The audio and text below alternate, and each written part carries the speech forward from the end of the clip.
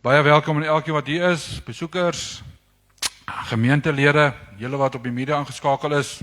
Baie welkom ook van julle vanmôre. Soos pastoor nou gesê het, daar gaan niks nêrens nie. Niemand gaan nêrens nie.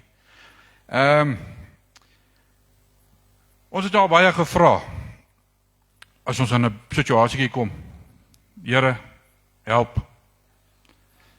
Hierdie man, help. Daai man, help. Almal gaan hulp, vra hulp. En ons gee vinnig op, as hy hulp nie kom nie. Ons het al baie gehoor, onthou die Here se tyd is nie ons tyd nie. Maar weet voorwaar, die Here is daar vir jou.